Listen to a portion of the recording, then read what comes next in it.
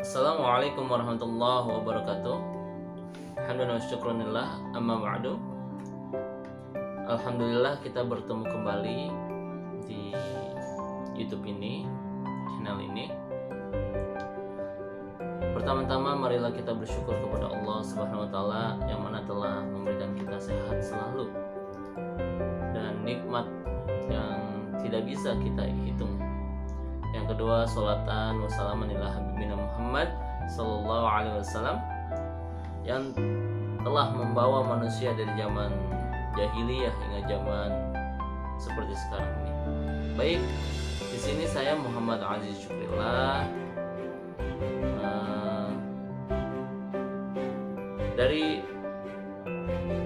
mahasiswa Universitas Muhammadiyah Tangerang, khususnya untuk Fakultas FAI, ya, Fakultas Agama Islam, Prodi PBA, yaitu Pendidikan Bahasa Arab. Di sini saya ingin mempresentasikan tentang ilmu pendidikan Islam. Nah, jadi di sini kami pertama saya dari kelompok 3 dan untuk menjelaskan bab 3 juga. Kelompok kami itu terdiri dari pertama saya Muhammad Aziz Syukrillah, yang kedua Fauzan Azima, yang ketiga Yasmin Laila Fauzia, yang keempat Rasmi Sariati. Baik. Di sini kami, khususnya saya ingin menjelaskan bab 3 yang berjudul Fitrah Manusia dan Implikasinya terhadap Kegiatan Pendidikan Islam. Baik, langsung aja memasuki latar belakangnya. Nah, saya jelaskan dulu. Di sini saya menggunakan laptop juga, PowerPoint. Baik. Fitrah manusia dan implikasinya terhadap kegiatan pendidikan Islam. Latar belakang pemikiran Islam adalah agama yang diwahyukan oleh Allah Subhanahu wa taala kepada Nabi Muhammad SAW lewat perantara malaikat Jibril. Semenjak proses awal diturunkan Islam sudah mempunyai perhatian yang begitu besar terhadap kemajuan hidup manusia dengan memerintahkan untuk belajar membaca, yang merupakan bentuk bagian penting dalam proses pendidikan. Perintah membaca ini tergambarkan lewat wahyu Allah Subhanahu wa taala yang pertama turun kepada Nabi Muhammad SAW yang terdapat dalam surat Quran surat Al-Alaq ayat 1 sampai 5, yaitu saya baca dulu di sini. Iqra bismi rabbikal ladzi khalaq khalaqal insana min 'alaq Iqra wa rabbukal akram alladzi 'allama bil qalam 'allamal insana ma lam ya'lam. Yang artinya, bacalah dengan menyebut nama Tuhanmu yang Maha Menciptakan. Dia telah menciptakan manusia dari segumpal darah. Bacalah dan Tuhanmu lah yang Maha Pemurah yang mengajarkan manusia dengan perantara kalam. Dia mengajar kepada manusia apa yang tidak diketahuinya. Jadi berdasarkan firman Allah tersebut memberikan pemahaman bahwa ajaran Islam sangat memperhatikan proses pendidikan bagi umat Islam, khususnya umat Islam, sehingga wahyu yang pertama turun adalah perintah membaca. Tetapi konsekuensi yang harus dijalankan agar proses pendidikan yang dilakukan ini berhasil, maka kegiatan pendidikan yang dilakukan harus selalu didahului dengan mengingat kebesaran dan kekuasaan Allah Subhanahu wa taala. Minimal melalui bentuk yang sederhana, yaitu menyebut asmanya, dan sebab segala proses pendidikan yang dilakukan, fasilitas dan berbagai potensi yang digunakan semuanya sumber atau merupakan pemberian dari Allah Subhanahu wa taala. Bahkan pendidikan yang dilakukan itu pun secara hakiki petunjuk-petunjuknya sebenarnya bersumber atau datangnya dari Allah Subhanahu wa taala. Nah, pada sudut pandang yang lain juga diketahui karena begitu besar perhatian Islam terhadap proses pendidikan bagi umat Islam, terutama bagi para manusia-manusia yang beragama Islam, maka sebenarnya proses pendidikan itu bukan saja baru dimulai pada masa Nabi Muhammad SAW, tetapi sejak proses adanya manusia pertama, yaitu Nabi Adam alaihissalam, proses pendidikan telah dimulai, di mana Allah telah mengisyaratkan kepada Nabi Adam agar belajar, berpikir, dan memahami tentang lingkungan kehidupan manusia. Jadi namanya pendidikan, ya, Allah telah mengajarkan terutama kepada Nabi Adam alaihissalam bagaimana caranya kita belajar, berpikir, bagaimana cara Nabi Adam juga memahami lingkungan kehidupan manusia di sekitarnya. Isyarat pendidikan tersebut terdapat lewat firman Allah surat Al-Baqarah ayat 31 dan sampai 33. Langsung aja. Dan dia mengajarkan kepada Adam nama-nama benda seluruhnya, kemudian mengemukakannya kepada para malaikat, lalu berfirman, sebutlah kepadaku nama-nama benda itu jika kamu memang benar-benar orang yang benar. Mereka menjawab, Maha suci Engkau, tidak ada yang kami ketahui selain apa yang telah Engkau ajarkan kepada kami. Sesungguhnya Engkaulah yang maha mengetahui lagi maha bijaksana. Allah berfirman, hai Adam, beritahukanlah kepada mereka nama-nama benda ini. Maka setelah diberitahukan kepada mereka nama-nama benda itu, Allah berfirman, bukankah sudah kukatakan kepadamu bahwa sesungguhnya aku mengetahui rahasia langit dan bumi dan mengetahui apa yang kamu lahirkan dan apa yang kamu sembunyikan. Nah, jadi gitu. Jadi Allah juga mengajarkan pertama pendidikan itu kepada Nabi Adam alaihissalam. Baik, lanjut. Nah, yang kedua, pendapat Samsul Nizar. Jadi pendapat Samsul Nizar ini secara bahasa, kata fitrah itu berasal dari kata fatoroh yang berarti menjadikan. Jadi kata fitrah itu berasal dari kata fatoroh yang berarti itu menjadikan.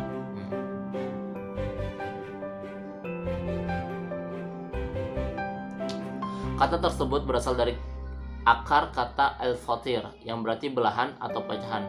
Dalam Al-Quran, kata-kata yang mengacu pada pemaknaan kata fitrah muncul sebanyak 20 kali, tersebar di 19 surat. Secara umum, pemaknaan kata fitrah dalam Al-Quran dapat dikelompokkan dan setidaknya 4 makna, yaitu 1. Proses penciptaan langit dan bumi. 2. Proses penciptaan manusia. Yang 3. Pengaturan alam semesta beserta isinya dengan serasi dan seimbang. Yang 4. Pemaknaan pada agama Allah sebagai acuan dasar dan pedoman bagi manusia dalam menjalankan tugas dan fungsinya. Itu menurut berdasarkan pendapat Samsul Nizar tersebut. Maka fitrah dapat bermakna menjadikan, dan bila dihubungkan dengan ayat-ayat Al-Quran, maka fitrah itu secara umum mengandung makna proses penciptaan langit dan bumi, proses penciptaan manusia, pengaturan alam semesta, dan proses pengaturan isinya juga di dalam alam semesta secara serasi dan seimbang. Oke. Lalu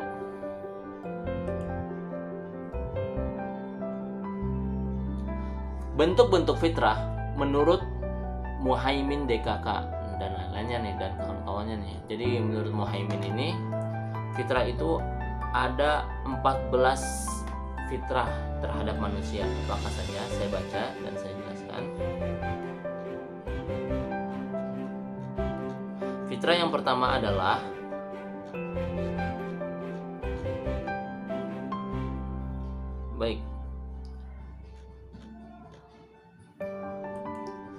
fitrah beragama. Jadi fitrah yang pertama adalah fitrah beragama. Lalu yang kedua adalah berakal budi. Yang ketiga ada fitrah kebersihan dan kesucian. Yang keempat adalah fitrah bermoral atau berakhlak. Yang kelima ada fitrah kebenaran. Yang keenam ada fitrah kemerdekaan. Yang ketujuh ada fitrah keadilan. Yang kedelapan ada fitrah persamaan dan persatuan. Yang 9 fitrah individu. Yang 10 fitrah sosial. Yang 11 fitrah seksual. Yang 12 fitrah ekonomi. Yang 13 fitrah politik. Dan yang terakhir 14 itu adalah fitrah seni. Nah, itu dia. Pertama adalah fitrah beragama.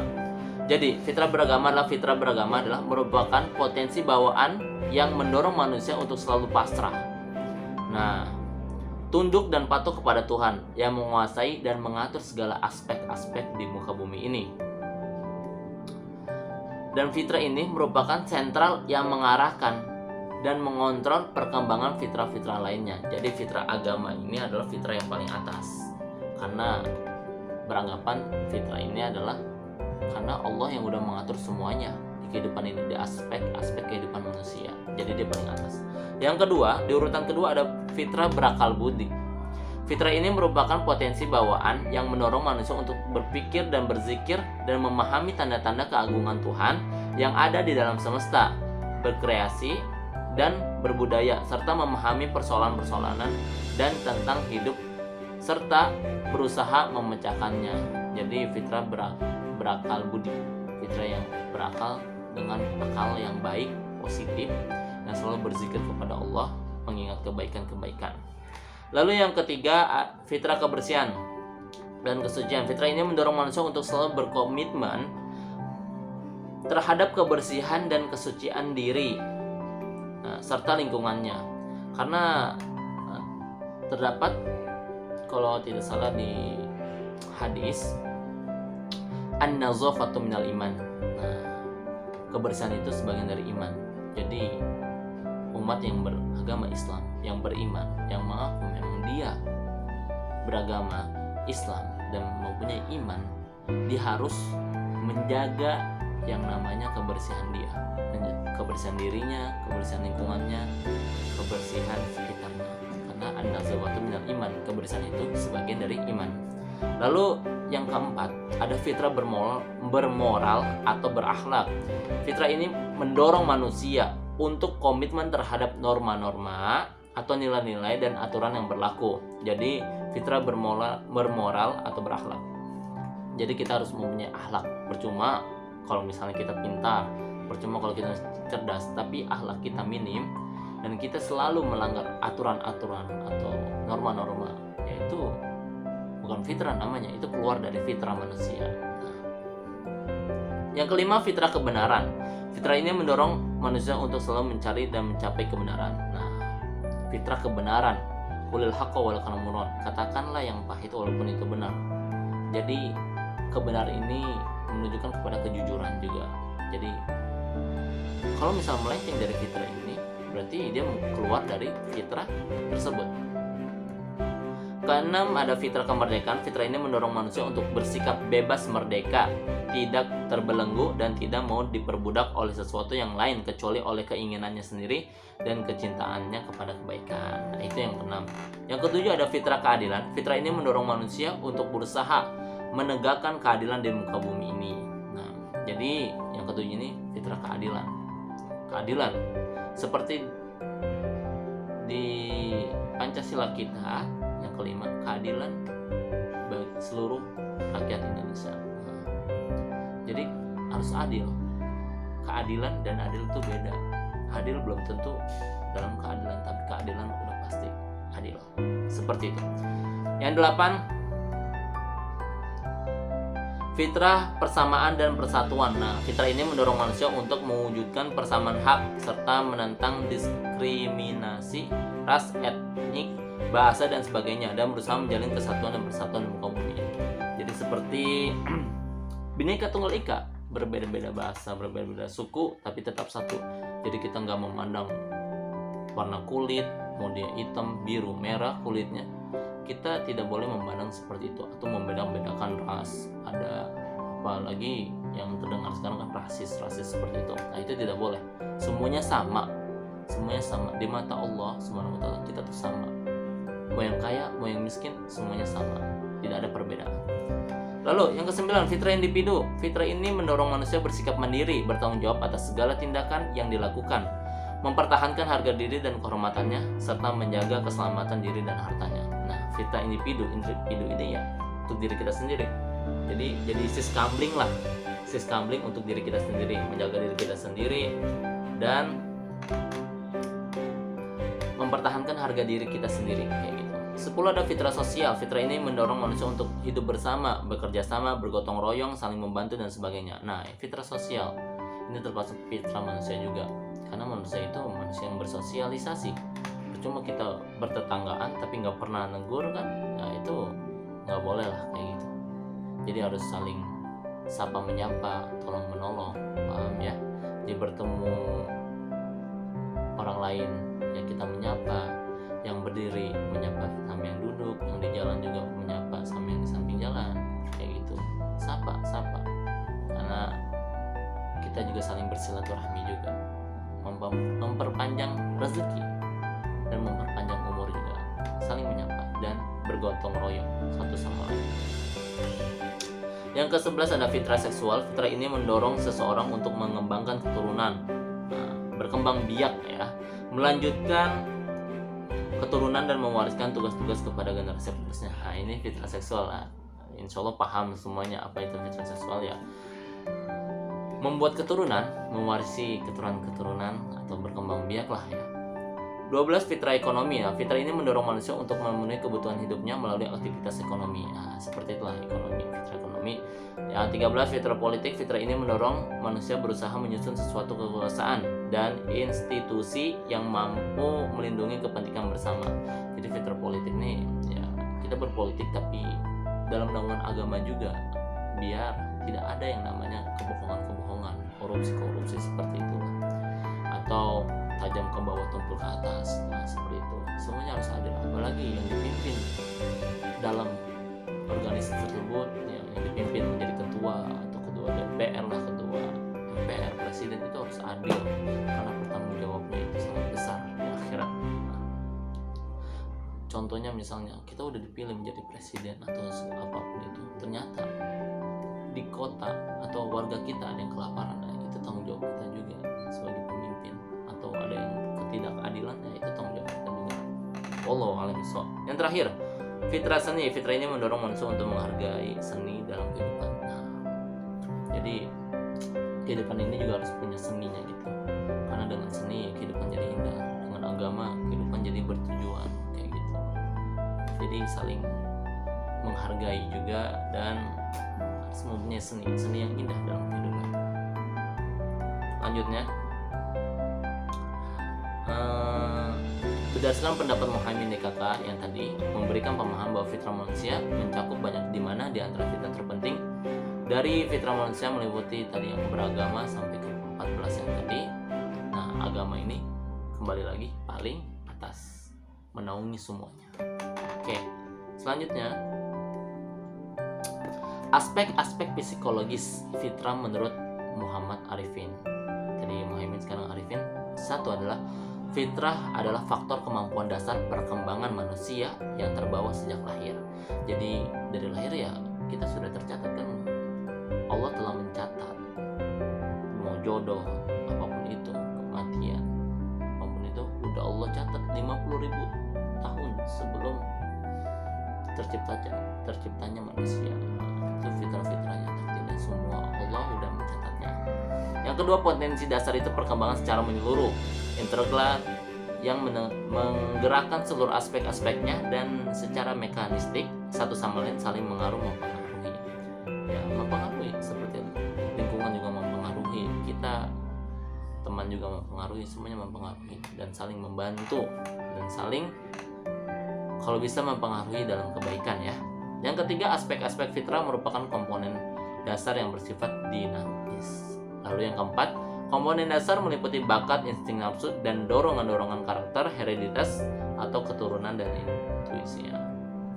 Ini yang nomor 4 juga udah termasuk dari fitrah-fitrah yang 14 tadi. Ada bakat, insting nafsu, dorongan, karakter, hereditas, dan keturunan dan intuisi. Oke, yang terakhir. Nah, yang terakhir yaitu